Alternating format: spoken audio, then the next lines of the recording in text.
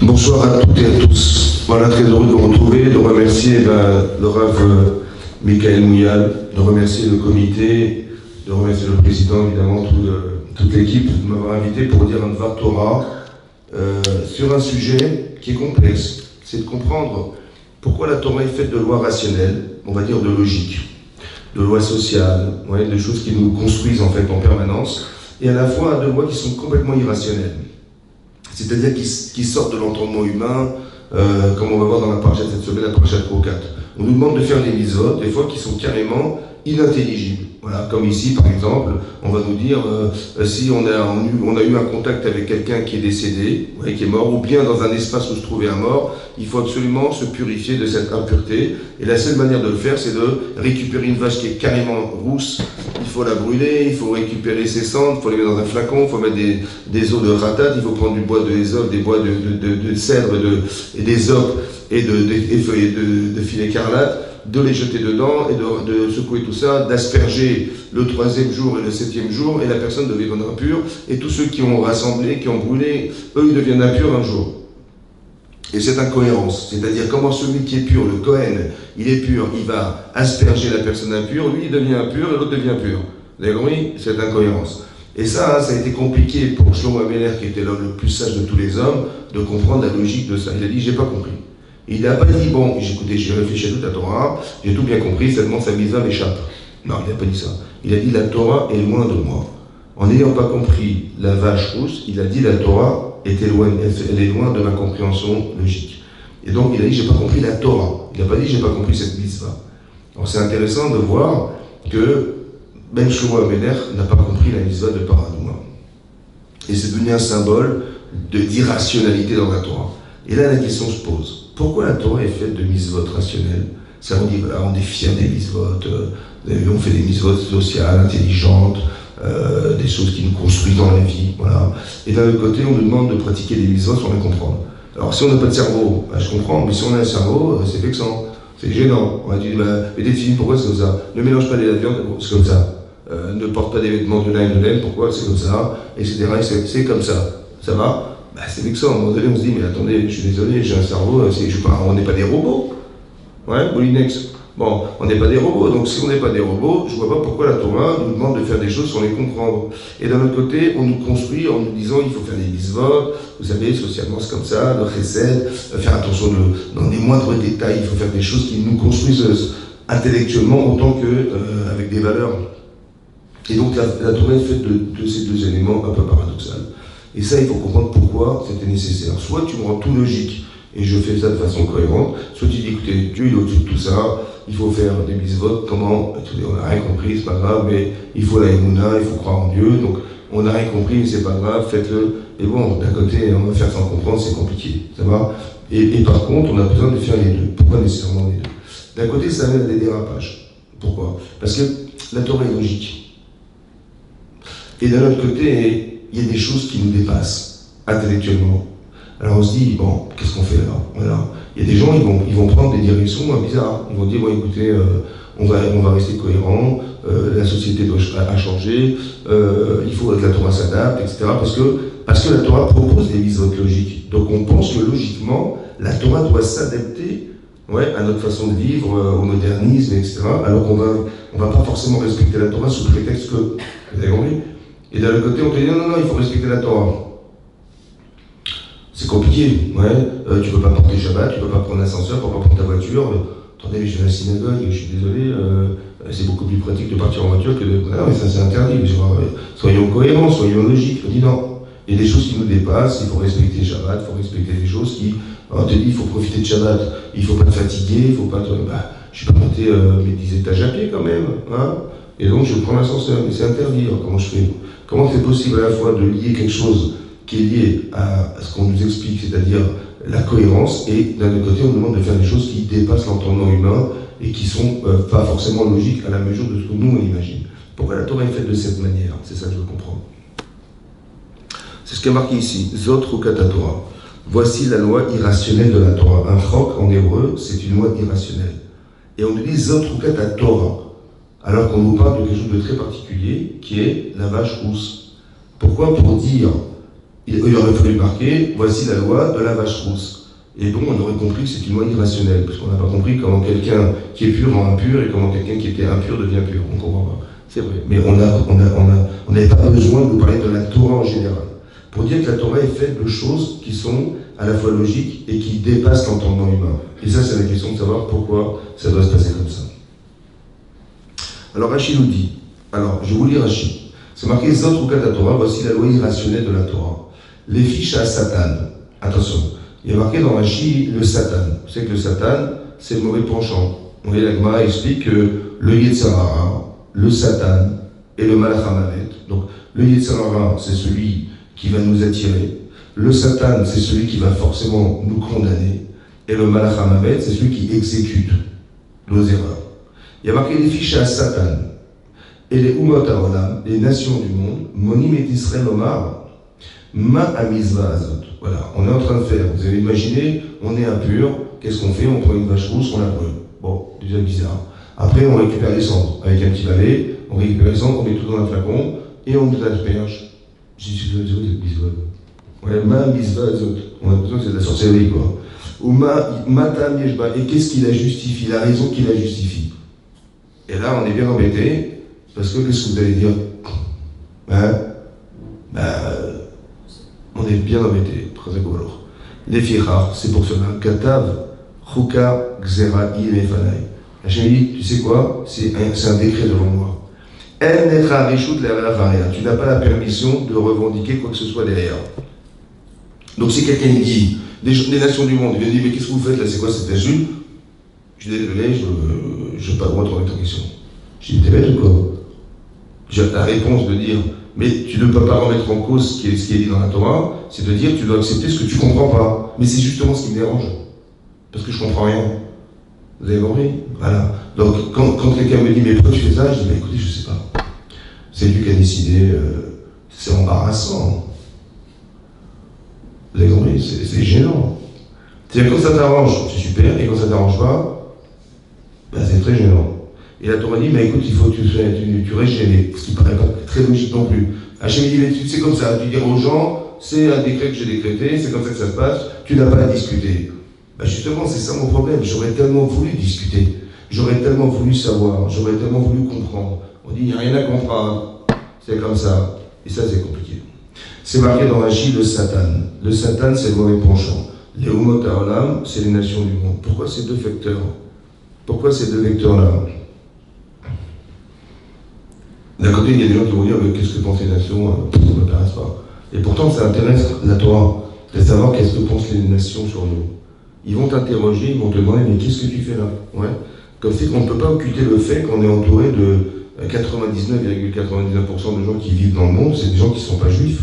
Et pourtant, la Torah dit, mais qu'est-ce que tu vas leur dire? Mais j'ai rien à leur dire, moi. Mais si, il faut que tu puisses l'expliquer devant eux. Ah bon? Ouais. Il faut que tu leur expliques et que tu puisses répondre à une question qui va être, mais qu'est-ce que vous faites de ces mitzvot? Je dis, mais qu'est-ce que je raconte? Moi, d'abord, ça m'intéresse pas d'en parler, ça me gêne de leur expliquer ce que je ne comprends pas. Et d'un autre côté, je suis dans l'obligation d'expliquer à ces nations autant que le Satan. C'est quoi le Satan? En fait, le Satan, on voit plusieurs fois dans la Torah cette histoire de Satan. Alors, dans la paracha de Vayera, c'est marqué là-bas, il y a un passage qui ressemble un peu à ce qu'on est en train de discuter.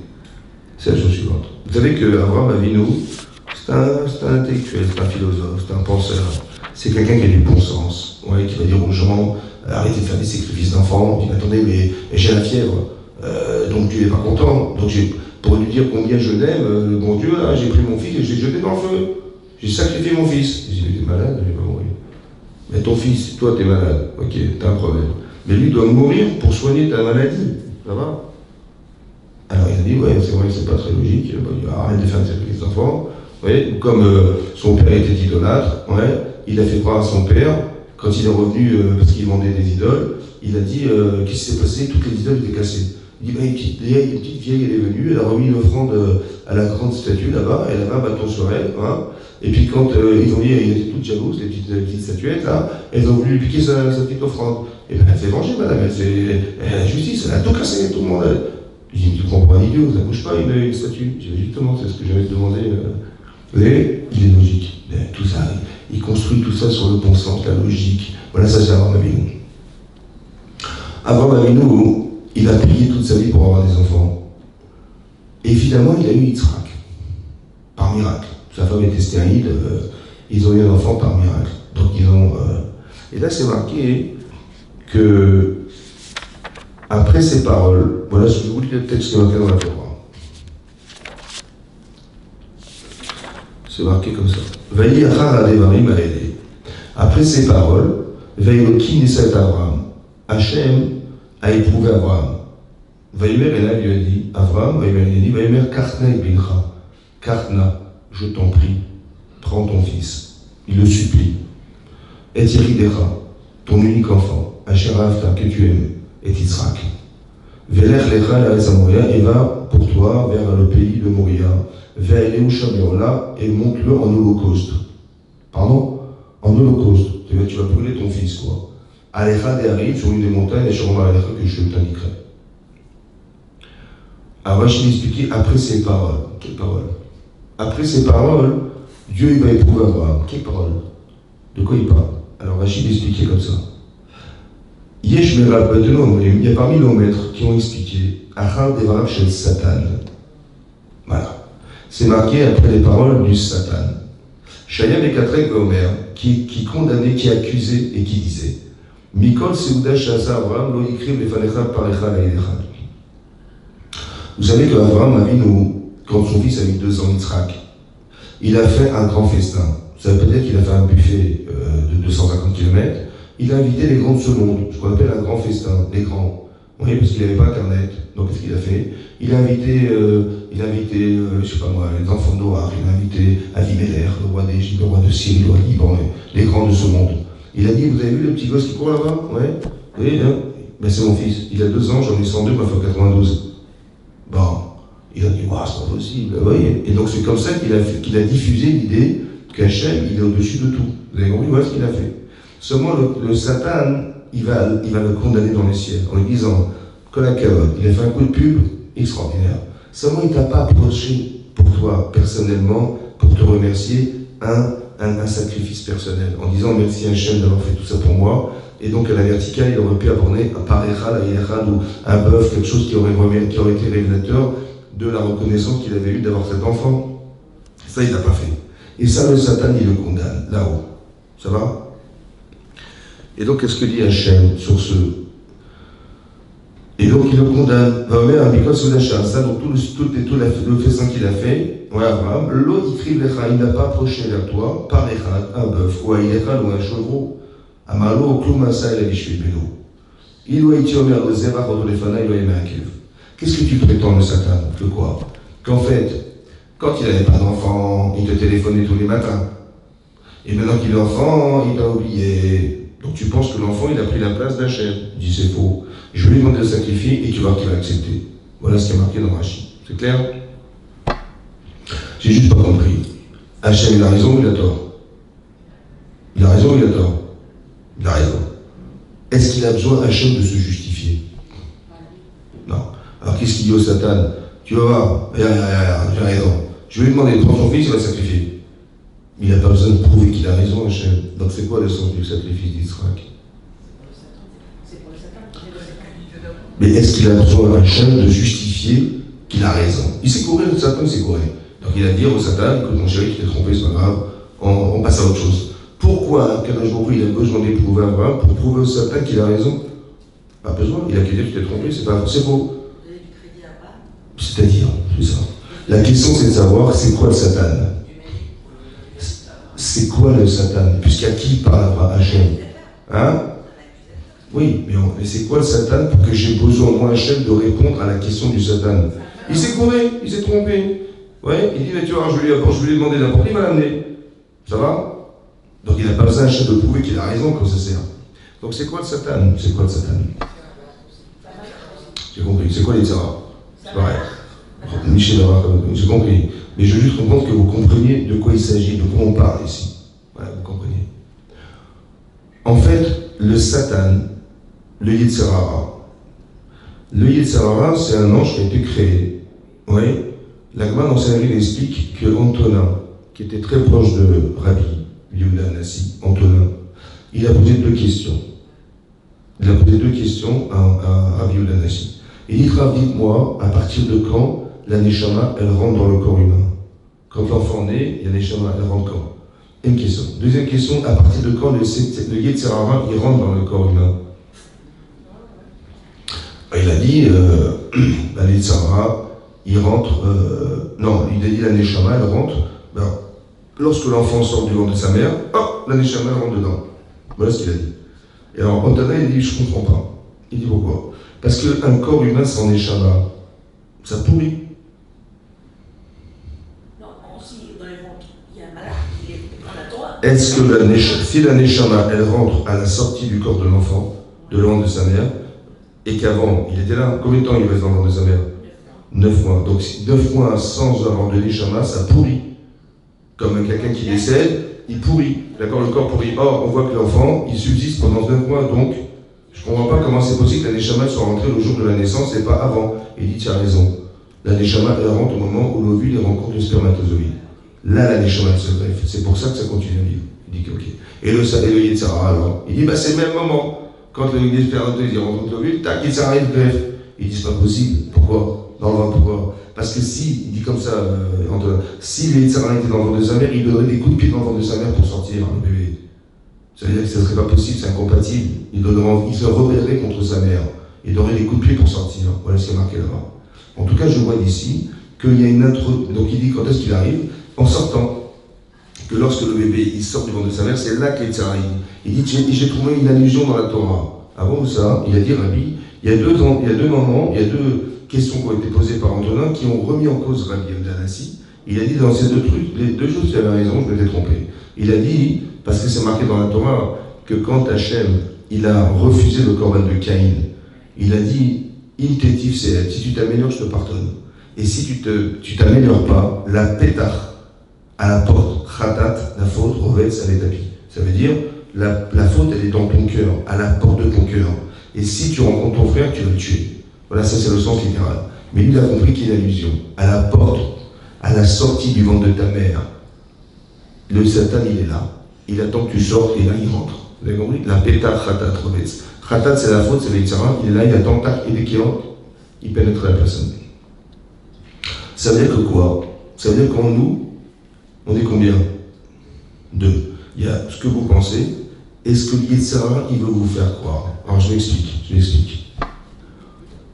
Dites-moi, messieurs, mesdames, quand vous faites la prière, bon, est-ce qu'il vous est arrivé une fois dans votre vie de faire une prière sans penser à autre chose?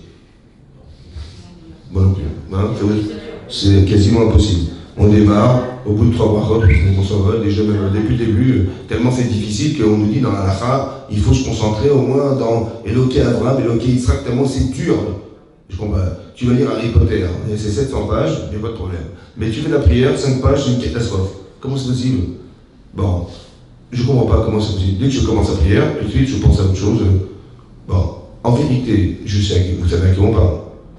Bon, ça se fait penser à autre chose quand on parle à quelqu'un. Dites non. Non, moi non plus. Donc quand je parle à quelqu'un, s'il pense à autre chose, je dis attends, tu vois, je suis là. Mais moi, tous les jours, je prie Hachem et je pense à autre chose. Ça se fait pas. Bon. Deuxièmement, est-ce que c'était le moment pour penser à autre chose? Attendez, on s'est levé tôt, on a fait la prière, on a fait le Zimra, on a fait Klatchema, on a fait Amida. On est au top du top, au summum de la prière, et là on pense à autre chose, c'est pas le moment. Donc ni ça se fait, ni c'est le moment. C'est vrai ou pas? Donc qui c'est qui pense alors? J'ai pas envie de penser. Ah, c'est pas le moment. Alors qu'est-ce que ça veut dire? Ça veut dire que tu me dis, mais je suis pas fou quand même, c'est moi qui pense. Cet après-midi, j'ai des courses, j'ai la livraison qui n'a pas été livrée, j'ai le machin, le type il s'est plaint, l'autre il je sais pas quoi. Ma femme elle m'a demandé de faire ça.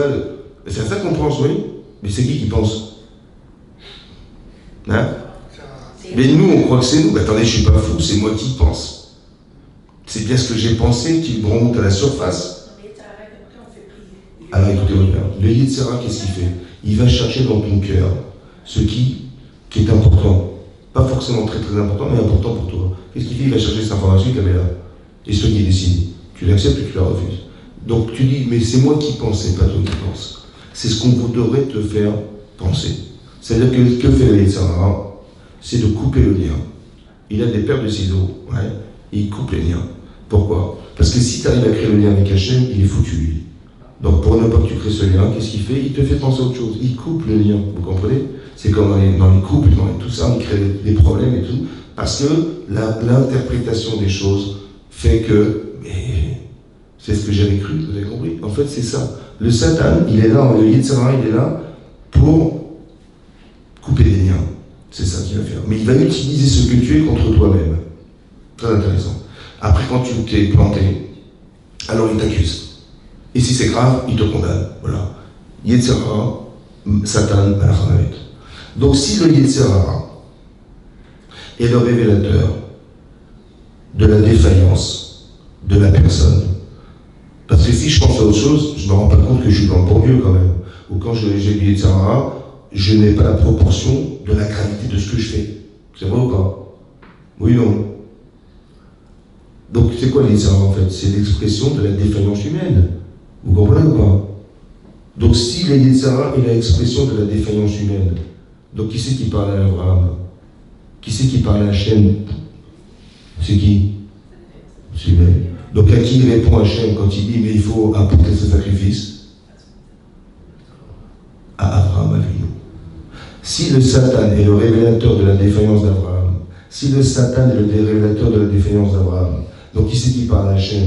La défaillance d'Abraham. Oui? Oui, non. Et donc qui c'est? Donc quand Hachem il s'adresse au Satan, il s'adresse à qui? Ben Abraham Avinu, à sa défaillance, il dit il faut absolument que tu amènes un sacrifice. Qui? Ton fils. Vous avez compris? Voilà. Et ça viendra fortement combler ce qui a manqué d'être Abraham. Maintenant écoutez-moi bien ce que je vous dis. Quand vous dormez, qu'est-ce que vous faites? Quand vous dormez? Ben vous ronflez. Non. En fait, quand vous dormez, votre Neshama, elle s'en va. C'est elle qui dit à Hachem, il faut que tu l'éprouves. Pourquoi? Parce que je sais que j'ai un problème. Au fond de moi-même, je sais que j'ai fait un kiddush Hachem. C'est ce que j'ai fait. J'ai dit à Abimelech, j'ai dit à tous les gens de ce monde que tu existes. Mais je sais qu'au fond de moi-même, il m'a manqué quelque chose.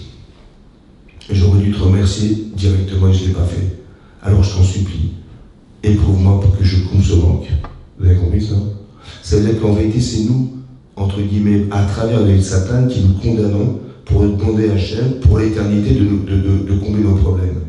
Donc ça veut dire que ce que tu vis, c'est pas un problème. Ce que vit Abraham, c'est un problème? Non, c'est la solution à son problème. Ça veut dire que le fait qu'Hachem lui propose de sacrifier son fils, c'est la solution à son problème. Alors que nous, moi, je dis, j'ai un problème. Quand je dis à Abraham, mais qu'est-ce qu'il arrive? Je dis, Hachem, il m'a demandé de sacrifier mon fils, c'est un problème. Je dis, non, en vérité, c'est une solution. Mais tu l'as pas compris. Tu ne sais pas en quoi ça vient solutionner ton problème. Mais ce qui est marqué dans Rachid, c'est extraordinaire. Ça veut dire que ce qui est marqué dans Rachid, que le Satan, il condamne, il accuse Abraham, c'est qu'Hachem, il est obligé de faire passer, parce que c'est ce que j'aurais demandé à ce que Hachem me fasse traverser pour résoudre mes problèmes. Donc la vie n'est pas un problème, la vie, c'est une solution. Encore faut-il comprendre en quoi ça solutionne de traverser des situations pareilles. Mais le Satan, c'est un révélateur de la défaillance d'Abraham. Donc quand le Satan il vient, il dit mais qu'est-ce que tu fais avec cette mitzvah de parano, je ne comprends pas. En vérité, la question vient de qui? Mais c'est ma question en fait. Mais qu'est-ce que tu fous? Tu mettais de feeling, pourquoi tu les mets? Ouais, je dis c'est comme ça, c'est comme ça. J'ai des réponses, c'est comme ça. En vérité, mais tu dois te la poser la question. La question du Satan, c'est la tienne. Pourquoi tu brûles par doigt, tu fais de la sorcellerie, quoi. Je vois, tu brûles une vache, tu me truc. En vérité, on dit, bah, c'est la religion. En fait, on a donné des réponses. Non! Il faut te demander, mais qu'est-ce que tu fais? Je dis, je n'ose même pas poser la question. Il faut que La question du Satan, c'est la tienne, en fait. La question du Satan, c'est la tienne. Mais nous, on a des réponses. On dit, non, mais c'est comme ça, il ne faut pas poser de questions. Mais non, il faut que tu comprennes que l'interrogation que tu as, c'est la question du Satan. Et si tu ne te la poses pas, le gars, il va te la demander. Il dit, qu'est-ce que tu fais là? Vous êtes tellement intelligents, vous les juifs, machin. J'ai pas compris, explique-moi les lois irrationnelles. D'accord? Imagine dans l'entreprise, bon, et Christophe, il va partir de l'entreprise, et il te dit, voilà, j'ai préparé un pot de départ. Bon, j'ai acheté du champagne, j'ai acheté des tranches de jambon. J'ai mis quand même 400 €. J'ai dit, bon, tu viens ou pas participer? Je m'en vais demain. Tu viens? Je dis, non, je suis au régime. Mais tu viens jamais à la cantine avec nous? Ben oui, mais pourquoi tu manges dans ta voiture? Ben oui, mais oui.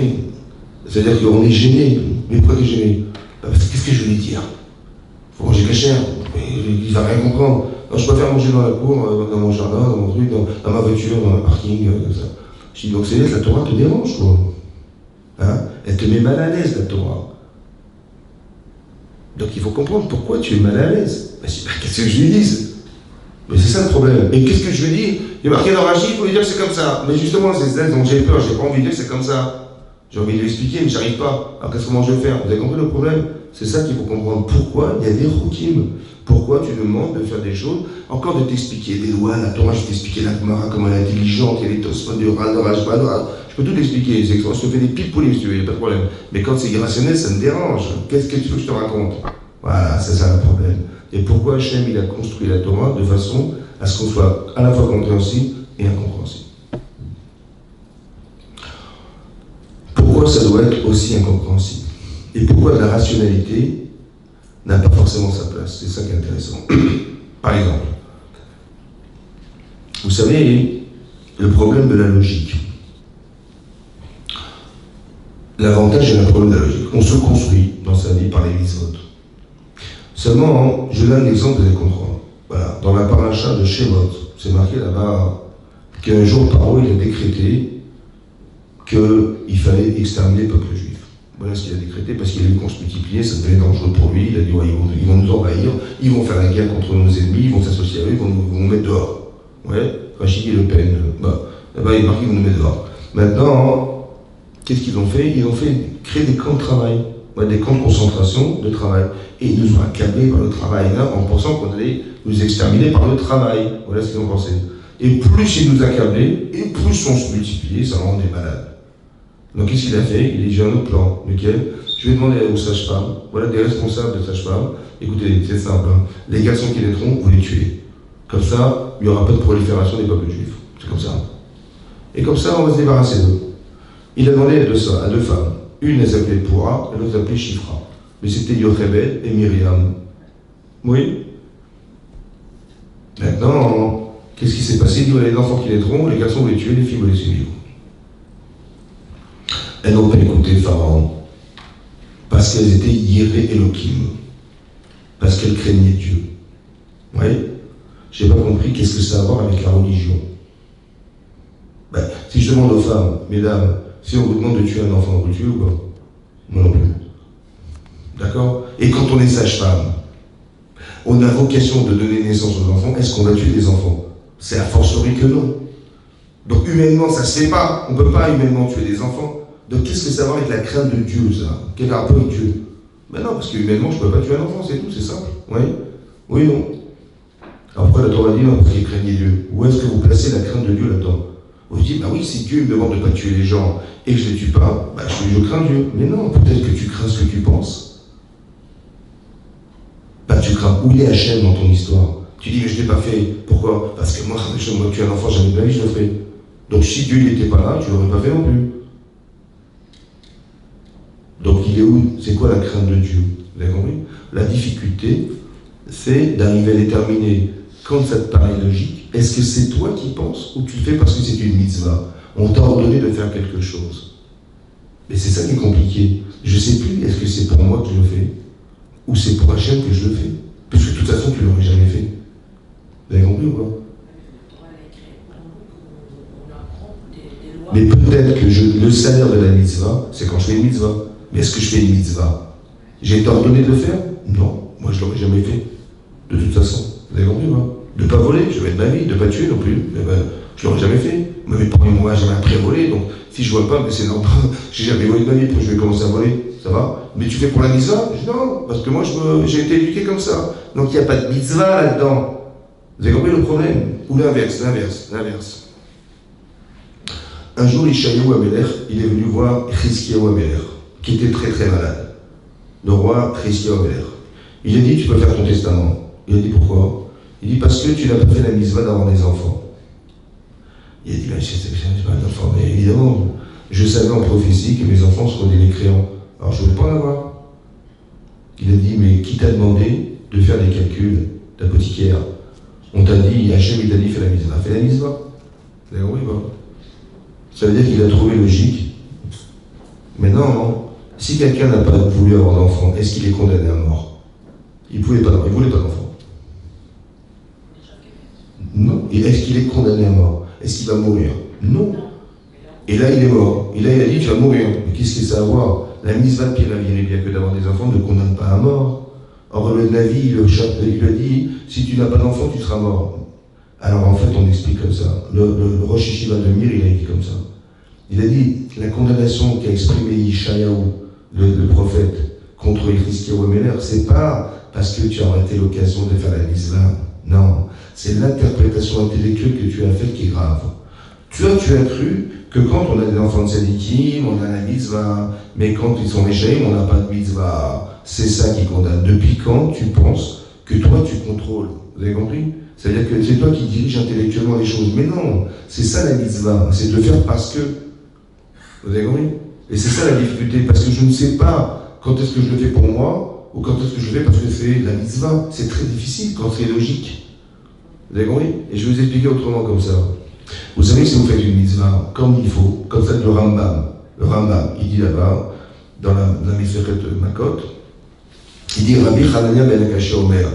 Rabbi Hanania ben Akasha, il a dit, ouais, Rabbi Hanania ben Akasha Omer, Ratsa Kademoro les Akot Israël, il a voulu donner du mérite au peuple juif, le monde futur. Et des fichas, c'est pour cela il aura donné beaucoup de mitzvot. Mais là-bas, la Gemara et Rambam d'expliquer, si j'arrive à faire une seule mitzvah, mais comme il faut, les Shem Shamaim, j'ai un mérite du monde futur. Voilà ce qui est marqué. Ça veut dire que si vous faites une mitzvah comme il faut, alors on vous promet le monde futur. Mais dans combien ça mesure le monde futur? Combien ça mesure? Combien? Ben si on sait. C'est l'éternité. L'éternité. Or, si vous faites une mitzvah, est-ce que cette mitzvah est éternelle? La mitzvah. Vous mettez les filles, c'est éternel? Non, ça m'a pris une seconde. Le cube, il mesure 4 cm sur 4 cm. Moi, mon corps, il est limité, mon cerveau est limité, mon désir est limité, tout est limité. Comment vous arrivez à atteindre l'infini dans la limite de ce que vous faites qui était limité dans le temps? Comment c'est possible? Comment tu bascules sur l'infini dans une mitzvah limitée dans le temps? Limité dans l'espace, dans le temps, dans tout ce que vous faites. C'est limité. L'éternité, comment tu bascules dans l'infini à la limite de ce que tu fais, alors que ce que tu fais, ça t'a duré 1 heure, ça t'a duré 2 minutes, ça t'a duré... Hein? Comment c'est possible? Hein? C'est-à-dire?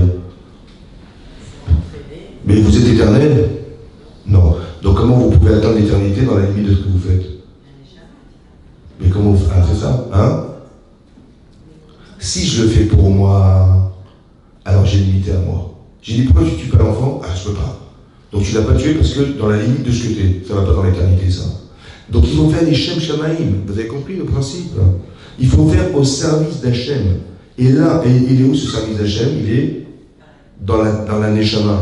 En fait, ce qui nous empêche d'atteindre l'éternité, c'est mon corps qui fracture et qui nous sépare de la Neshama. Et donc, quand mon corps est d'accord de faire ce que ma Neshama me renvoie, je fais les Shem Shamaim. Mais ça veut dire que mon intention, au fond, c'est de ne pas écouter ce que mon corps me propose. Mais je n'aurais jamais tué personne. Il faut être capable de le faire sans cette intention qui est personnelle. Mais non, écoutez-moi bien. Elle a marqué qu'elle craignait Hachem. Alors, elles n'ont pas tué ses enfants parce qu'elles craignaient Dieu. Elles n'ont pas tué ses enfants parce qu'elles craignaient Dieu. Comment ça se traduit? C'est comme ça. En fait, ces femmes, elles savaient, parce que Yocheved était la femme de Amram, qui était le Gadolador, le grand de la génération.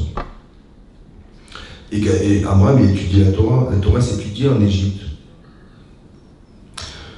Et il savait, Amram, qu'Hachem un jour avait promis à Abraham que ses enfants ils passeront 400 ans en exil, 86 ans en Égypte, de travaux forcés, après ils sortiront d'Égypte avec des grandes richesses, ils partiront dans le désert, ils recevront la Torah et ils rentreront en Israël. Voilà ce qu'il a promis à Hachem, Abraham. Vous savez ce que c'est que la Yirat Shamaim? La Yirat Shamaim, c'est de dire, je ne vais pas les tuer parce que je ne supporte pas. Non, ils vont vivre parce qu'Hachem il a promis à Abraham que ces enfants-là, ils sortiront d'Égypte. Il a promis à Hachem Abraham qu'il recevra la Torah, ces enfants-là. Il a promis à Abraham qu'ils rentreront en Israël. Donc moi, je ne vais pas les tuer parce que c'est insupportable, mais je le fais par Yirat Shamaim. Ça veut dire que ma volonté, elle se transforme en désir de réaliser la promesse d'Hachem. Vous avez compris la différence? Donc je n'enferme pas ma volonté dans les intérêts personnels. Je l'enferme dans l'intérêt qu'Hachem il avait dans l'intérêt d'eux. Vous avez compris? C'est ça. Ça veut dire que Ça veut dire que, encore une fois, le Satan, c'est celui qui provoque cette fracture, mais qui est aussi le révélateur de ma fragilité. Vous avez compris? Comme si Abraham il avait été fragile de ne pas avoir apporté ce corban. Quand on a fauté, le Satan, le Yitzhara, il nous a poussé à Benamera, c'est ma fragilité qui est révélée par mon Satan et mon Yitzhara. Parce que je n'ai pas eu le courage de mes opinions, je n'ai pas eu la force de caractère parce que je n'étais pas convaincu que... Mais c'est ça, donc il a révélé que tu n'étais pas assez fort ou assez forte pour arriver à contrebalancer ce désir. Et bien c'est ça qu'il t'a révélé. Donc tu vas avoir conscience de ça et tu vas faire que ta vie sera différente demain. Vous avez compris? Maintenant, qu'est-ce qui propose ça? Ben c'est moi. Je dis à Hachem, écoute, en vérité, quand je m'endors, je vais voir Hachem, je dis, écoute, regarde, j'ai raté l'occasion de... Ça va? Et donc, provoque-moi une situation qui va m'amener à penser. Donc, il faut que dorénavant, vous compreniez que ce qui vous arrive, en fait, est réfléchi pour être la solution à votre problème. Soit vous le savez, soit vous ne le savez pas, mais c'est pas grave. Il faut juste bien le vivre. Par exemple, j'ai un exemple, vous allez comprendre. Quand Yosef, il a fait croire que Binyamin avait volé sa coupe. Vous vous rappelez de ce passage? Il a dit, écoutez, on fouillait dans les sacoches, on a découvert la coupe de Yosef, elle se trouve dans la sacoche de Binyamin. Vous savez ce qu'ils ont répondu, les frères? Ils ont dit, Elohim matzah et avon avadecha. Dieu a trouvé la faute de tes serviteurs. On va devenir tous tes esclaves. Ça vous choque pas, ça?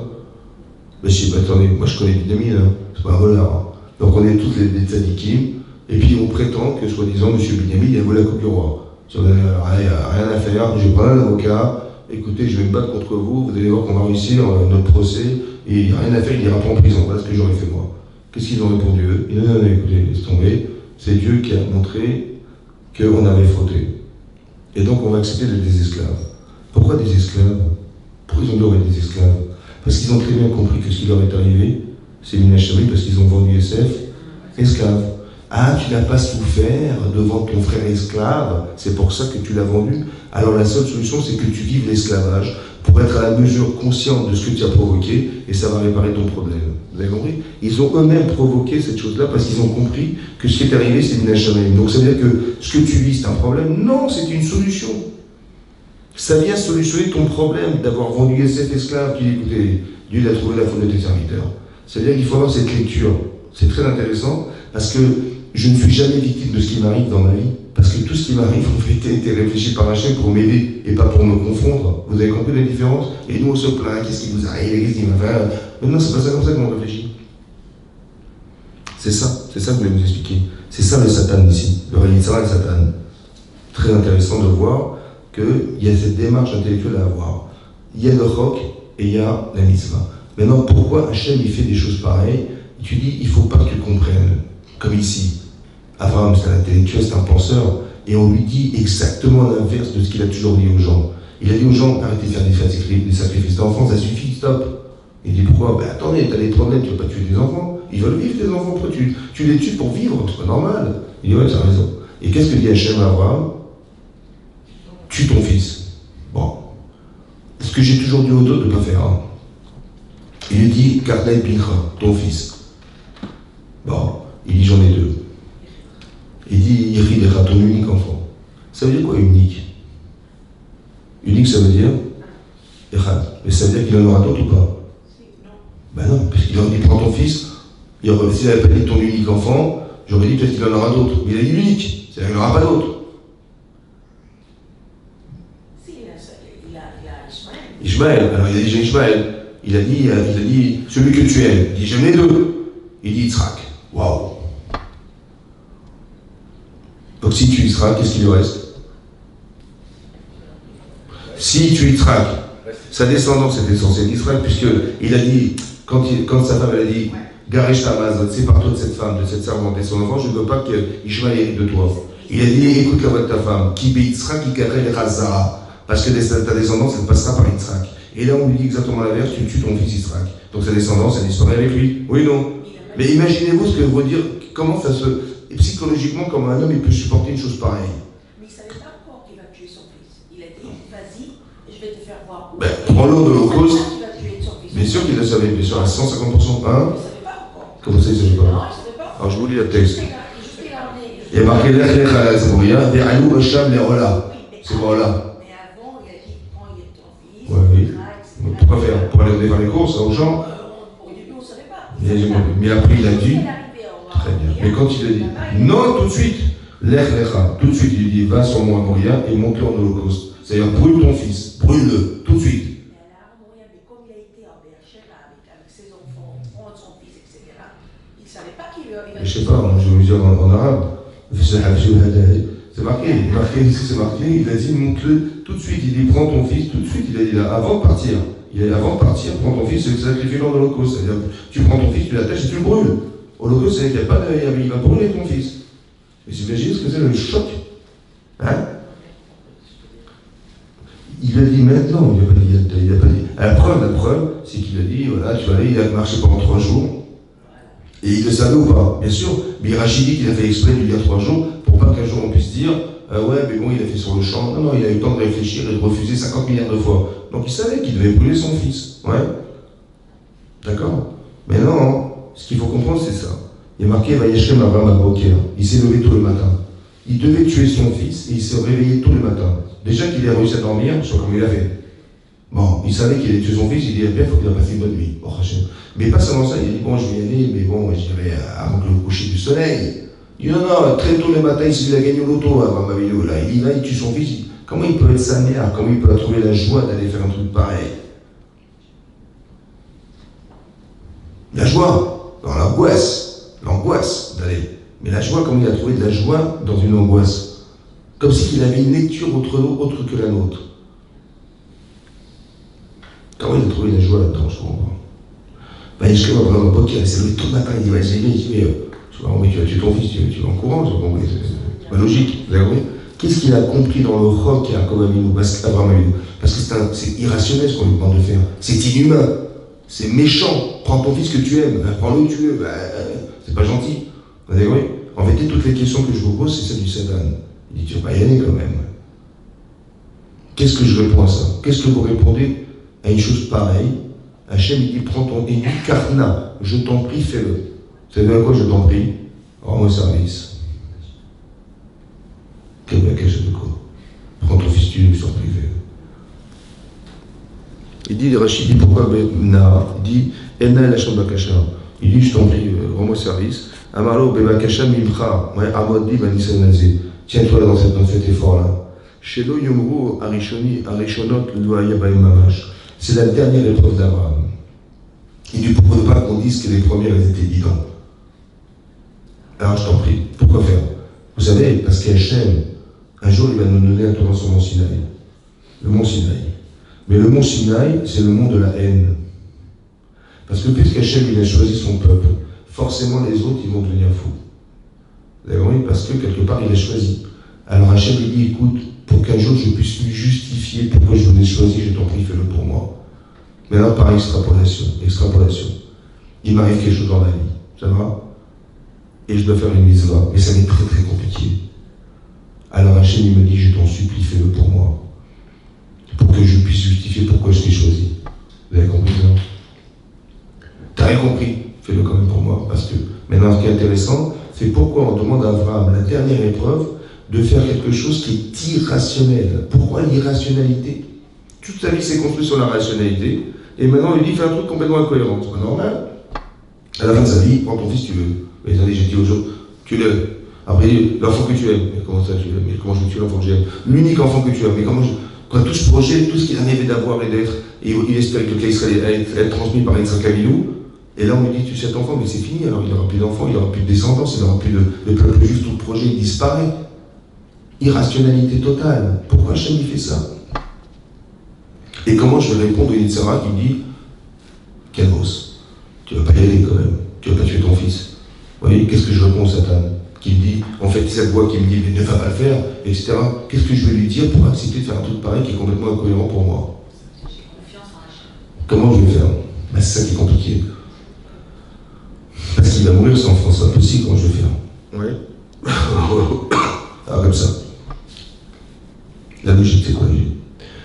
Si tu refuses, tu dis non, je suis désolé, c'est trop dur. C'est plus fort que moi, je ne pourrais pas. Excusez-moi, je n'arrive pas. Donc c'est que le Satan, il a eu raison. Oui. Mais Dieu, il a eu tort. Est-ce qu'il a eu tort? Non. Alors Alors qu'est-ce que je réponds Satan? Écoutez-moi bien. Je lui dis, écoute, humainement, mais tu as raison à 150%. C'est ce que j'ai pensé toute ma vie. Hein. Humainement, on ne fait pas les enfants, on ne fait pas ça. Humainement, tu as raison. Mais si tu as raison, c'est qu'il a eu tort. Or, si Hachem me demande de faire quelque chose qui dépasse l'humain, c'est que la Emouna, elle va commencer là où la logique s'arrêtera. Parce que si tu fais des choses parce que c'est logique, c'est pas de la Emouna, c'est ce que tu penses. Alors Hachem, il va te mettre dans une situation dans ta vie, ce qu'on appelle le chok, où là, tu vas commencer à comprendre que la misva, la Emouna que tu as, la confiance en Dieu, elle démarre là où la logique s'arrête. Maintenant, écoutez-moi bien. Parce que le sérieusement que je vais te dire, c'est le suivant. Écoute, j'ai rien compris.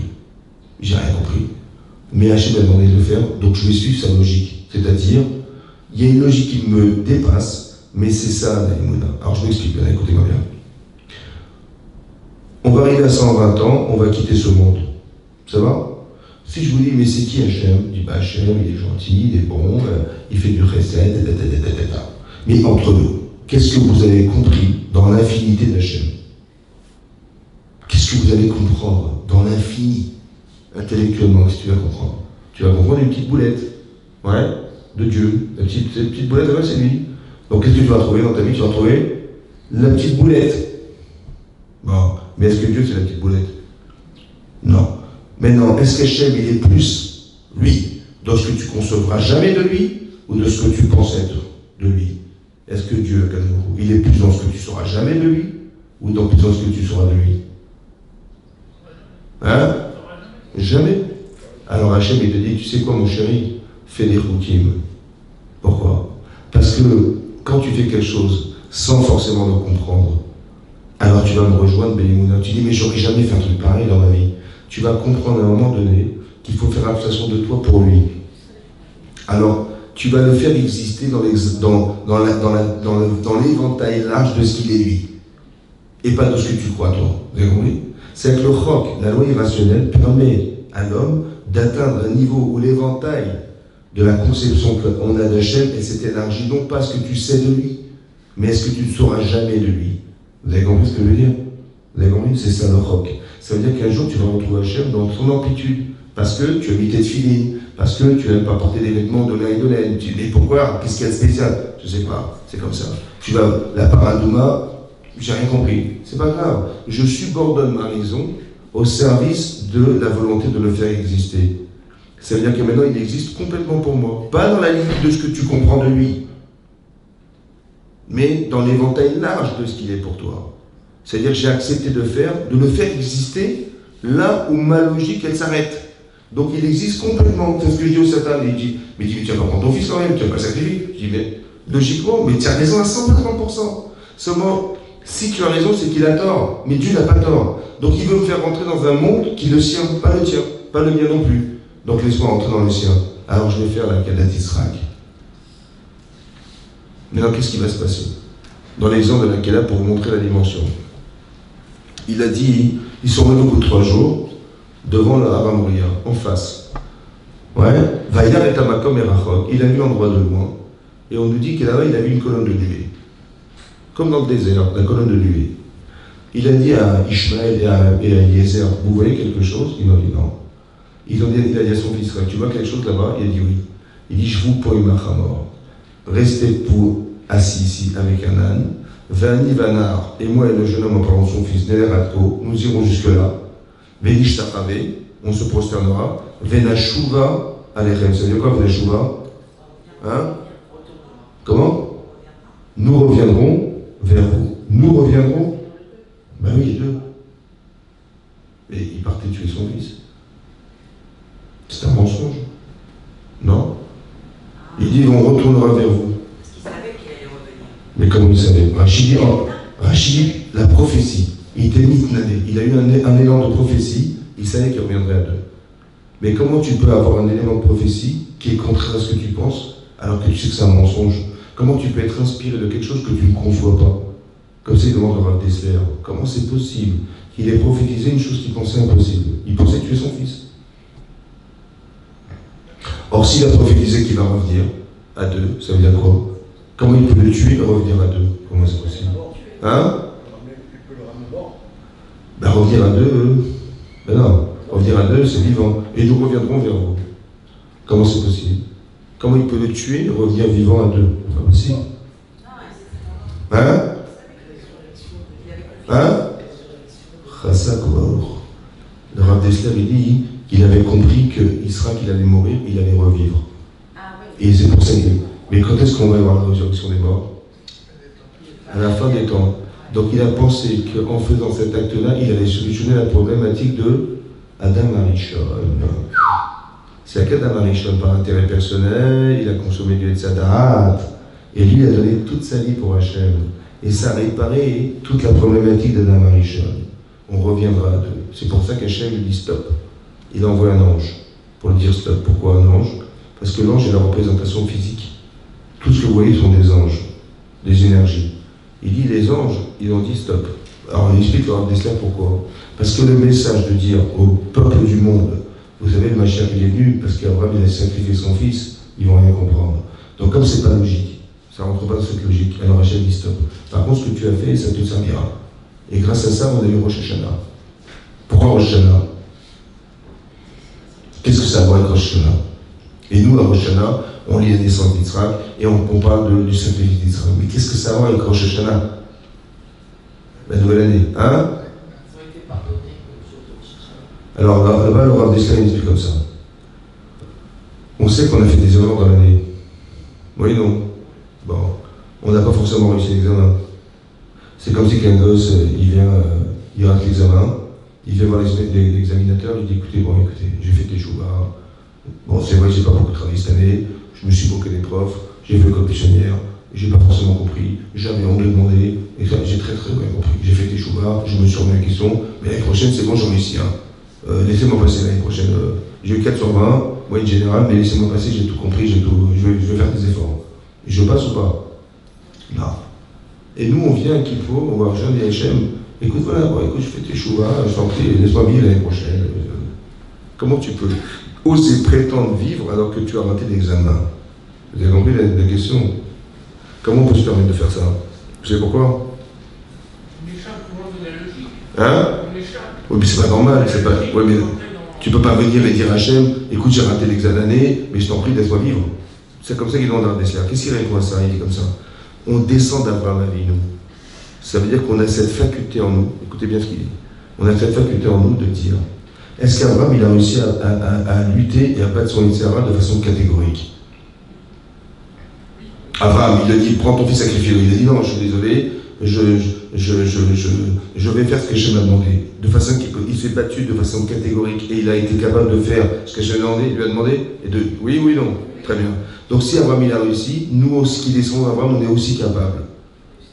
C'est pour ça qu'on peut dire à Hachem, c'est un accident, je suis capable, laisse-moi vivre pour l'atteindre ce but. Parce qu'on descend d'Abraham Avinu. J'ai pas réussi, j'ai succombé des fois, tu as raison. Parce que tu as pensé que Sarah avait raison, et donc tu t'es fait avoir. Mais tu peux dire à tous les Sarah de façon catégorique un jour, laisse-moi tranquille, je vais y arriver, tu peux, alors laisse-moi vivre, pour atteindre ce but, c'est ça. Ça veut dire qu'il y a une partie irrationnelle et rationnelle dans la vie.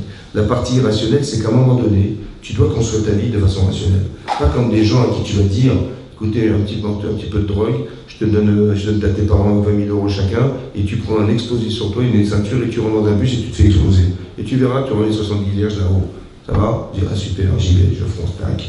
J'y vais, tu fais un débile. Vous avez compris? Nous, on veut être intelligent, et on a la question. Pas quelqu'un qui dit, j'ai pas de question dans ma vie, voilà. Il m'a dit, voilà, j'aurai les 70 vierges, et machin, mes parents ils ont rendu fric, mais c'est pas grave, voilà, pour la bonne cause, je m'expose. Je dis, mais ta vie vaut plus que ça quand même, oh. Réfléchis 2 minutes. Donc si tu es construit dans ta tête, tu fais pas un truc pareil. Mais c'est justement ça, c'est ça la question du rock. Si tu es intelligent, comment tu vas faire un truc pareil? Et c'est là que tu deviens un amine. C'est pas en t'exposant comme un idiot. Vous avez compris la différence? C'est que tu rentres dans une rationalité qui permet à Hachem d'exister. Mais pas dans la débilité d'aller tuer des gens sous prétexte que ta religion est la meilleure. Mais alors qu'est-ce qu'on gagne de ça? Dans la Emouna, qu'est-ce qu'on gagne? La façon rationnelle et irrationnelle. C'est marqué dans la paracha de Vayera, au début de la paracha de Vayera. C'est marqué Vayera elav Hachem, Belone Mamré. Hachem apparaît à Abraham dans les collines de Mamré. D'accord? Et lui était assis, Véou Yoshev, il était assis, Petach Hawel, à la porte de sa tente, qui est Chomayom à la chaleur du jour. C'est bizarre, il n'y a pas marqué de qui il s'agit. Il est apparu, et il était assis à la porte de sa tente. De qui il parle? De qui on parle? D'Abraham. Pourquoi c'est marqué Abraham? C'est marqué Vaïraël Abraham, il est apparu Abraham, ou Abraham était assis. Mais tu dis, il est apparu Abraham, il lui est apparu, et il était assis sans savoir qui c'est. Et après on sait que c'était Abraham Avinu. Bon. Mais pourquoi tu ne me dis pas Abraham Avinu? C'est bizarre. On nous dit que c'était le 3e jour de la Brit Mila d'Abraham. Donc il était en grande souffrance physique, handicapé par la Mila. Maintenant, qu'est-ce qui est marqué là-bas? C'est marqué que Abraham, il voulait absolument recevoir des gens malgré la douleur. Et Hachem, il savait qu'il était à une tête brûlée à Abraham, il aurait tout fait pour inviter des gens. Il a fait un miracle incroyable que le soleil est sorti de son enveloppe. C'est-à-dire qu'il faisait une chaleur torride. Comme si il n'y avait plus de couche d'ozone qui filtrait sur 45% de la chaleur du soleil. Donc dans le désert, il fait 50 degrés, il faisait 95 degrés dans la... Tu pouvais cuire des œufs sur le capot de ta voiture. Tellement il était chaud. Et pourquoi il a fait ça, Hachem? Pour ne pas déranger Abraham, comme ça dit Rachid, pour pas que les gens sortent de chez eux et qu'il dérange Abraham, lui qui voulait absolument recevoir des gens. Donc il a privé de la mitzvah d'hospitalité. Ça va?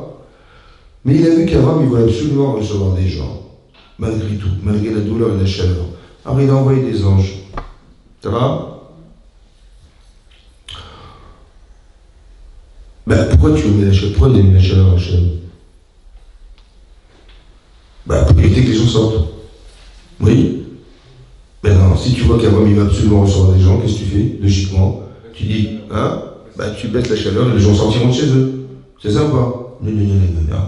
Il a gardé la chaleur et il a envoyé des anges. C'est pas normal. C'est même méchant parce qu'Abraham il avait 100 ans, à part ça il a fait la Mila, et tu l'as qu'avec la chaleur, c'est pas sympa. C'est bizarre quand même, non? C'est bizarre. Pourquoi il a fait une chose pareille? Pourquoi il n'a pas retiré la chaleur et laissé percer les gens? Plutôt que de garder la chaleur et d'envoyer 3 anges. C'est bizarre, non? L'Agma dans la Vénétienne dit que par le mérite qu'Abraham Avinu, il est donné à manger, et donné à boire, et il les a mis à l'ombre d'un arbre pour les rafraîchir de la chaleur, alors nous, on a mérité dans le désert, on a eu la manne, on a eu le puits de Myriam, l'eau, et la ramené Kavod par le mérite, c'est ce que dit l'Agma dans la Messia, Bisrout Shlosha, par le mérite de 3 choses qu'avait fait Abraham, on a été méritant des 3 choses dans le désert. Il a fait l'hospitalité à Abraham Avinu. C'est logique ou c'est pas logique l'hospitalité? L'hospitalité, c'est logique ou pas? L'hospitalité. Quand vous recevez Shabbat des gens à la maison, l'hospitalité. Pas l'hospitalité en général, c'est logique ou pas? La sociabilité, il faut être gentil avec les gens, il faut inviter les voisins, c'est normal, non? Non? Quelqu'un qui a invité Shabbat, il va dormir ou manger, je l'invite chez moi, c'est normal, c'est logique, ouais. C'est logique. Mais c'est bizarre parce que cette mise-là qui paraît cohérente, elle a créé quelque chose qui est une incohérence totale. À combien il a donné à manger de personnes? Combien il a mangé? Combien ils ont mangé chez les Abraham? 3. Combien ils ont mangé dans le désert? 3 millions. Bizarre. Combien ça a duré de temps le repas? Ça a duré quelques heures. Combien ça a duré dans le désert? 40 ans. Combien d'eau il a donné? Abraham, Me'at Maïm, un peu d'eau. Et ils ont bu des tonnes et des tonnes d'eau pour eux, le bétail, tout ça, ça a duré. Et comment c'est disproportionné? J'ai pas compris. La disproportion des choses. Pourquoi 3 millions? Quelques gouttes d'eau, ça a donné des milliards de tonnes de flotte dans le désert. Pourquoi si peu de nourriture et c'est devenu des millions de tonnes de manne dans le désert?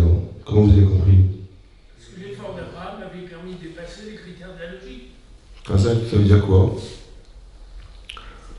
Si tu acceptes le chok, alors tu rentres dans ce jeu. Et si tu refuses le chok, tu es un intellectuel. Non, toi tu t'arrêtes à ce que tu comprends, ce que tu fais.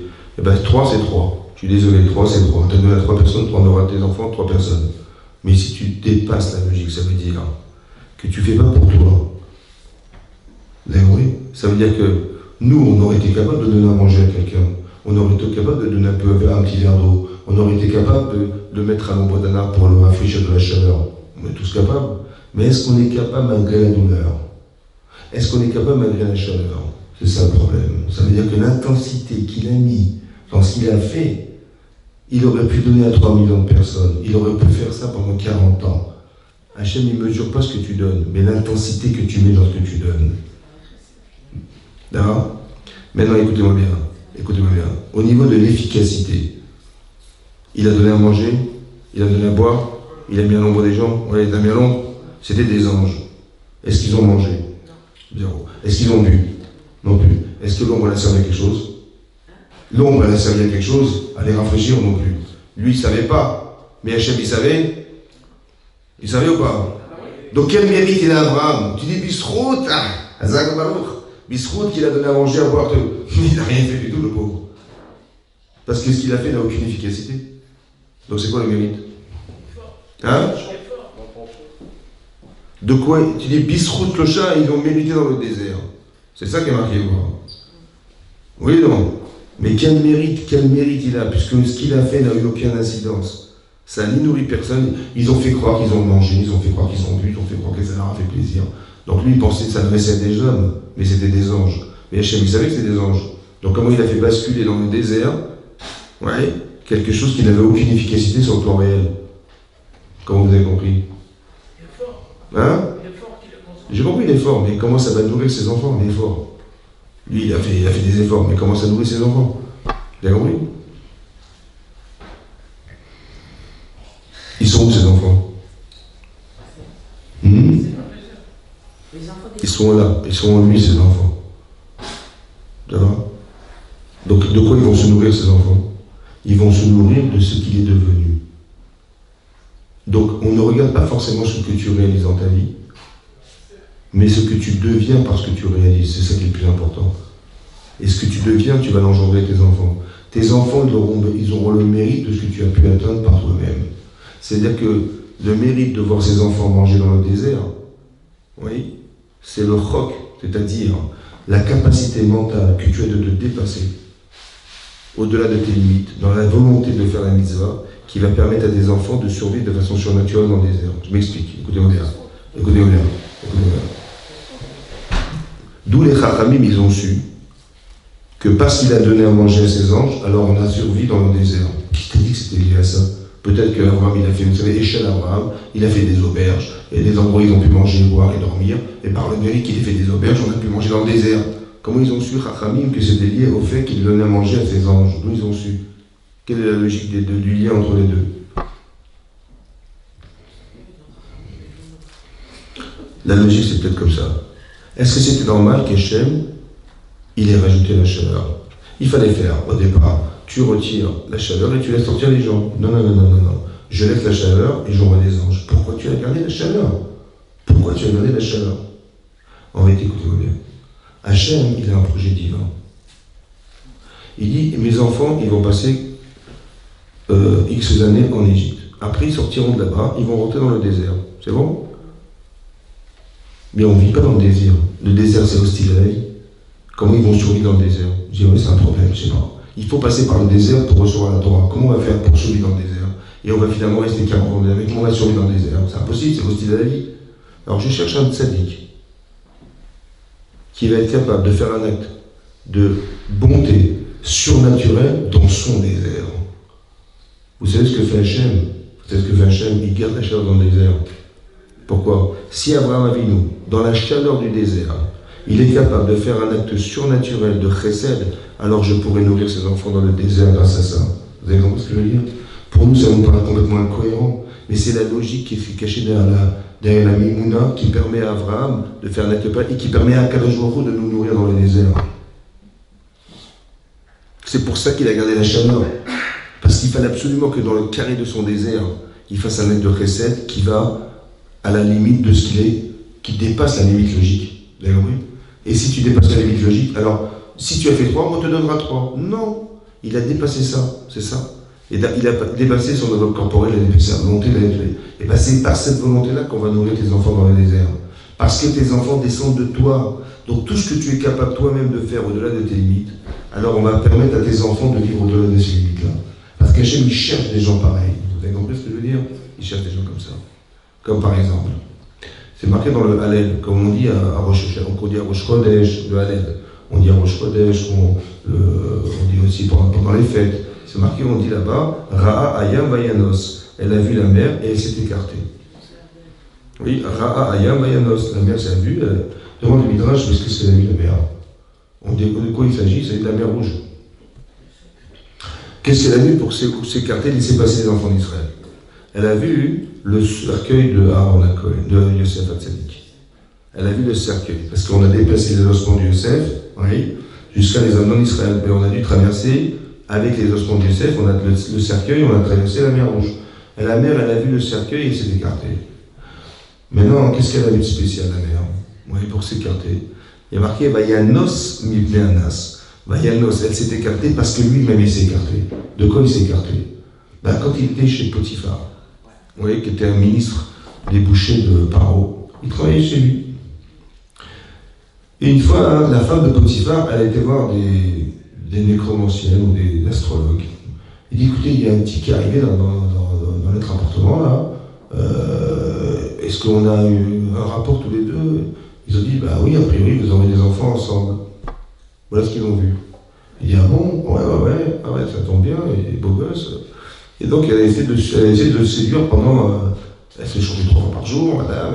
Ça faisait 1 an qu'elle change pas, il ne voulait pas la voir, il s'est échappé.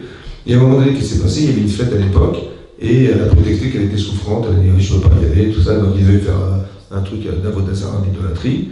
Et lui, bon, évidemment, il n'a pas été, et ils se sont retrouvés tous les deux dans l'appartement. Et là, qu'est-ce qu'elle a fait, madame? Elle a été le voir, elle a dit, elle voulait absolument avoir une relation avec lui, et lui, il ne voulait pas, elle l'a attrapé par son vêtement. Et lui, qu'est-ce qu'il a fait? Il a lâché son vêtement, il s'est retourné, lâché son vêtement, et il s'est sauvé. Marqué Vayanos, Vayetze Achutza. Il s'est sauvé, et il est sorti à l'extérieur. Elle a vu la mère qui s'est sauvée, alors elle s'est écartée. Ça va? Maintenant, vous allez me dire, il ne voulait pas se corrompre, il voulait rester tzaddik, il ne voulait pas tomber dans les bras de cette femme, elle était mariée. Bon, pour lui, c'était logique qu'il ne fallait pas être avec elle, ça va? Et c'est pour ça qu'il s'est sauvé. Qu'est-ce qu'il a fait avec ça, cette mise-là? Qu'est-ce qu'il a fait à Hachem? Il a ouvert la mer Rouge. Tu t'es refusé à faire une avéra pareille. Tu as permis à Hachem d'ouvrir la mer Rouge dans le désert. Maintenant, c'est logique ou pas? Irrationnel, ouais. Donc tu vois bien qu'un acte rationnel qui s'appelle ne pas faire un acte adultère, tu ne te rends pas compte quand tu fais Béhémouna, que tu permets à Kadosh Baruch Hu de faire Béhémouna quelque chose qui va dépasser l'entendement humain. La mer va s'ouvrir. Combien tu vas sauver de personnes? 3 millions de personnes. Le projet divin va se réaliser parce que tu as été capable de faire une chose pareille. Comme si on était en train de nous apprendre une chose extraordinaire. Que tout ce qui nous arrive dans la vie, en fait, ce sont des épreuves, oui, qui vont nous permettre de nous construire. Mais en vérité, c'est comme si Hachem il devait dérouler le tapis de l'histoire par nos mitzvot. Tu fais ça, tu vas m'aider, on va dérouler le tapis de l'histoire. Et ce qui va se passer, ça va être par ton mérite. Vous avez compris ce que je veux dire? Ça veut dire que ça donne des forces extraordinaires. Ça veut dire que si tu restes rationnel, tu restes dans la rationalité. Mais vous avez vu qu'on est un peuple qui n'est jamais destructible. On est un petit nombre de personnes et on vit jusqu'à aujourd'hui. Irrationnel, complètement irrationnel. Les gens ne comprennent pas. Attendez, il y a presque 80% d'assimilation en France. Ouais. Et dans le monde, je n'ai pas combien de pourcentage d'assimilation. Donc ça veut dire qu'on aurait dû disparaître depuis longtemps. Et ceux qui restent, les pauvres, les résistants, chaque génération veut les exterminer. Ça ne va pas durer, ça ne va pas durer. D'un côté, ça s'assimile, et ceux qui restent, on veut les exterminer. Donc, c'est vrai. Et ça dure encore. Comment c'est possible? On est indestructible. C'est un roc, c'est irrationnel. Parce qu'on a accepté une émouna irrationnelle. Et donc, comme Hachem existe dans notre vie, au-delà de la limite de la conception humaine, alors Hachem, il peut nous faire vivre au-delà d'une conception humaine.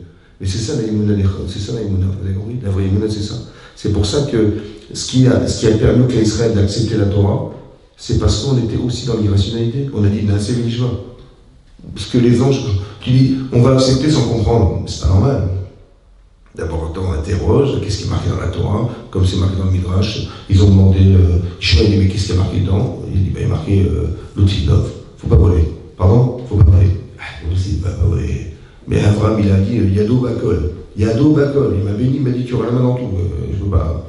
L'autre, il a dit, et Ishmael a dit, mais qu'est-ce qui est marqué dans la Torah? Marqué l'autre, tire ça. Faut pas tuer les gens. On va tirer les gens.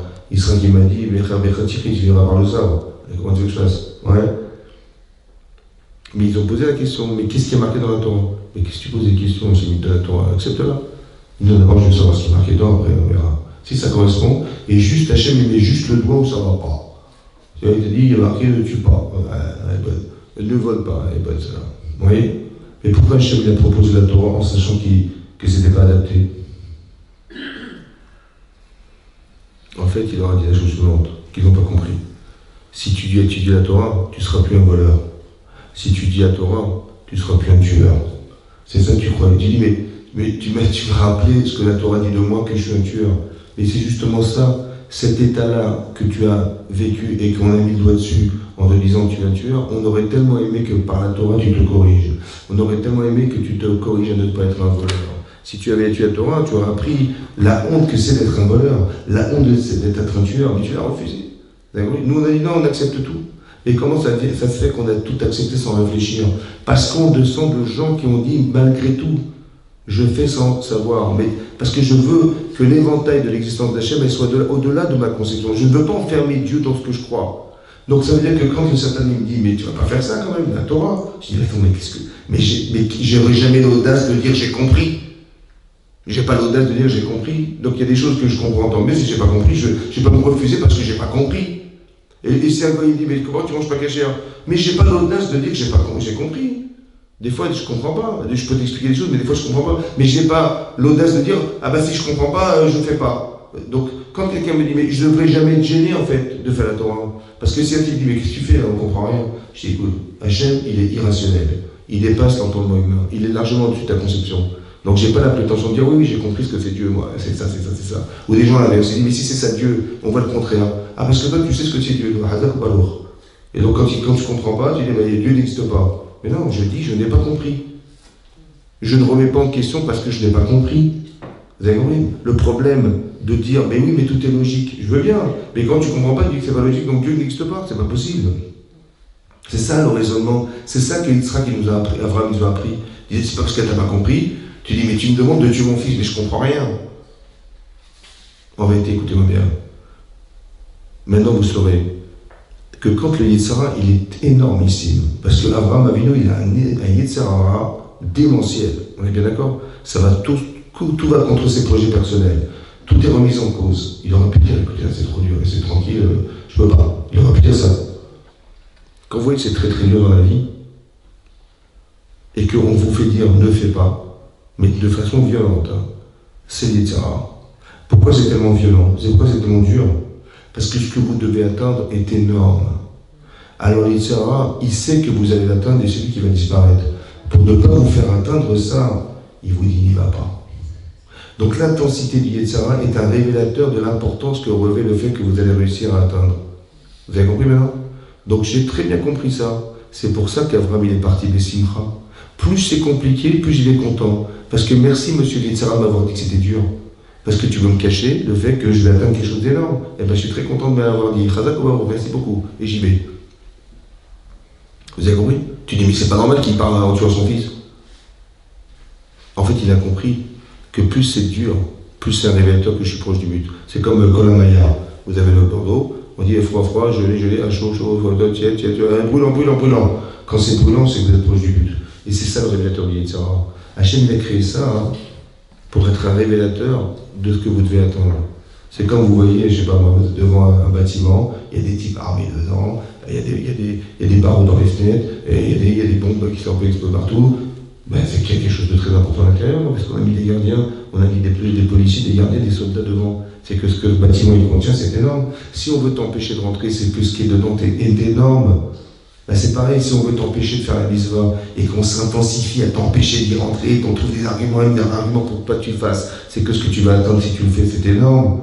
Donc vous savez dorénavant que maintenant quand c'est compliqué dans ma vie, je sais que j'ai la simcha de savoir que ça cache quelque chose d'énorme que je dois atteindre. Et en refusant, en disant c'est trop dur, c'est lui qui a gagné. Et quand j'accepte de le faire, c'est moi qui gagne. Donc je ne vais pas me refuser à le faire. C'est dur de se lever, c'est dur de faire. Vous avez compris, c'est dur d'accepter des choses qui sont des fois compliquées. C'est dur de faire du shalom baï, de faire du, je sais pas, d'être un bon père, d'être une bonne maman, d'être une vraie femme pour son mari. C'est compliqué des fois, mais je dis oui, mais je vais faire l'effort de le faire parce que je sais que le shalom baï, c'est des problématiques de vie quotidienne. Mais en vérité, on veut détruire mon couple. Mais je ne vais jamais accepter un truc pareil. Pourquoi? Mais j'ai des arguments, j'ai compris. Mais pourquoi tu veux alimenter des arguments qui te séparent de ton époux ou de ton mari, plutôt que de te débarrasser par amour pour lui ou pour elle de ce qui pourrait te séparer d'elle. Ben non, débarrasse-toi de ce qui te sépare d'elle, par amour pour elle. Débarrasse-toi de ce qui te sépare de ton mari, par amour pour lui. Et quand tu te débarrasses, ben, tu retrouves ton mari, tu retrouves ta femme, c'est ça, non? Et le Sarah, qu'est-ce qu'il fait? Non, il veut détruire, il veut détasser, il dit non, mais je vais t'expliquer pourquoi, c'est grave, je vais divorcer. Mais non, t'es bête. Solution des problèmes, ouais. Et c'est comme ça que tu vas faire. Donc il y a une partie rationnelle et irrationnelle. Et c'est ça la Torah. C'est la composition des choses, les deux sont nécessaires. Que tu te construis dans ta vie, c'est normal. Et à un moment donné, tu vas voir qu'il y a une limite. La limite, c'est la Emouna. Si tu es bête, ça commence là. Il faut que tu sois intelligent. Mais même que tu es intelligent, alors on va te faire augmenter ton niveau. Pas d'intelligence parce que tu l'as déjà, mais ton niveau d'Emouna. Est-ce que tu vas malgré tout accepter de le faire sans que tu comprennes fondamentalement ce qui t'arrive? Et c'est là que tu m'amènes la chaîne. Vous avez compris? C'est ça. Quand on dit, il nous arrive un truc, on dit Gamzou et Tova. Ouais, en français, ça veut dire, même ça, c'est pour le bien. J'ai pas compris pourquoi il faut le dire. Et je vois pas où le bien. Ouais. Il t'arrive un truc, il dit, c'est pas grave, c'est pour le bien. Quel bien? Je sais pas moi, Rabbi Akiva, il cherche l'hospitalité. Rabbi Akiva, il cherche l'hospitalité.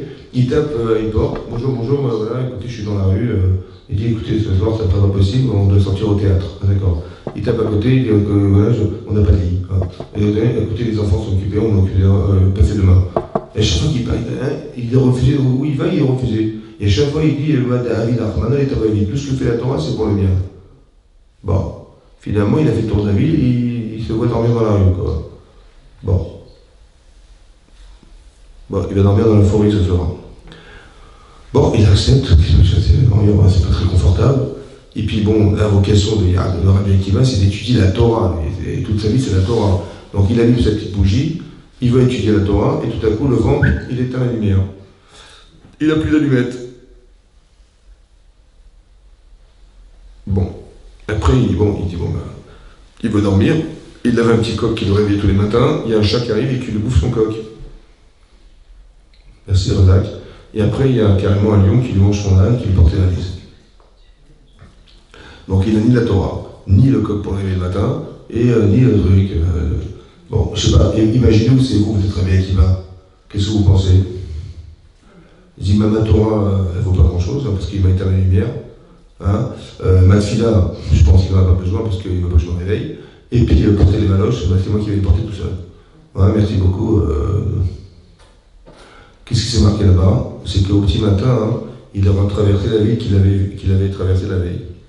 Et il a vu qu'il n'y avait plus personne. Il s'est rendu compte que des gens étaient venus, une armée, et qui avait carrément pris en captivité tous les gens, les personnes qui étaient présentes, qu'ils avaient rendus esclaves. Il a dit, tu te rends compte, Minash Shamaim, si la lumière était restée allumée, de loin, ils auraient vu que j'étais là. Et ils m'auraient attrapé. Si le coq, il avait fait un moindre son, il aurait entendu. Si mon âne, il avait bray, il aurait entendu, il m'aurait attrapé. Minash Shamaim. Vous avez compris ce que je veux dire? Ça veut dire qu'il a été sauvé. Maintenant, pourquoi il faut dire? Tu dis, mais quel Tova tu as reçu d'avoir été, on t'a refusé l'hospitalité, Gazul et Tova, mais n'importe quoi. On t'a éteint ta lumière, tu veux tuer la Torah, tu dis c'est pour le bien, mais il n'y a rien de bien. Et on t'a tué ton coq, on t'a mangé ton coq, mais comment tu vas te réveiller, t'as pas de réveil? Il est où le bien? Et tu vois que ton âne a été mangé, il est où le bien? Tu dis, mais en fait, il ne faut pas confondre entre le bon et le bien. C'est pas forcément bon. Le matin, tu n'as pas de réveil, c'est pas forcément bon. Porter des valises, c'est pas forcément bon. C'est pas bon. Mais est-ce que c'est bien? C'est quoi bien? Écoutez-moi bien. Si Hachem, il t'a privé d'étudier la Torah, c'est impossible. C'est que forcément ta vie était en danger. Qu'est-ce qui peut te priver d'étudier la Torah? Le Torah fait tenir le monde, c'est impossible. Donc c'est forcément que tu étais en danger. Alors il t'a sauvé la vie. Vous avez compris ce que je veux dire? Maintenant, c'est pas forcément bon, mais c'est bien. C'est-à-dire, c'est quoi qui est bien? C'est ce que tu deviens qui est bien. Parce que quand tu verras les conséquences de ce qu'il a fait pour toi, tu diras « Waouh, merci Hachem ». Donc c'est pas forcément bon, mais c'est bien. Maintenant, écoutez-moi, il faut dire, au moment où j'ai une épreuve, comme ça, j'ai envie de dire « Mais c'est quoi cette vie ?» C'est moi qui vais porter des valises, c'est moi, on m'a tué mon coq, on m'a mangé mon âne, et machin, ouais, on m'a empêché de tuer la Torah, et j'ai angoisse. Donc au fond de moi, je me dis, mais je ne sais pas ce qu'il me veut, bon Dieu, je ne sais pas ce que j'ai fait au bon Dieu pour arriver à un truc comme ça. C'est ce que je me dis. C'est ce que le Yitzhar Hara, il me dit. Il me dit, mais c'est quoi cette vie? Donc ta Torah, laisse tomber, il n'en veut pas ta Torah, ta fila, mais oublie ta prière, il n'en veut pas. Si on pourrait la tuer Concoque. Donc je culpabilise. Oui. En vérité, il faut que tu te dises dorénavant, c'est faux, c'est pour le bien. C'est-à-dire que la voix qui te dit, mais tu vois bien que ta Torah ne vaut rien, quand là tu t'angoisses 100% que tu ne pourras pas te réveiller le matin à cause de ton coq, et qui c'est qui va porter les risques dorénavant? C'est moi. Ouais. Et donc tu vois bien que le bon Dieu, il se fout de toi. Cette voix qui te dit ça, tu lui dis c'est faux.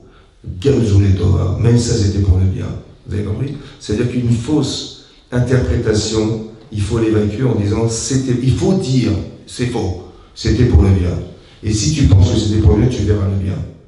Et si tu penses que c'était gravissime, si tu te culpabilises ou tu t'angoisses, eh ben, tu ne verras pas la solution. Vous avez compris ce que je veux dire?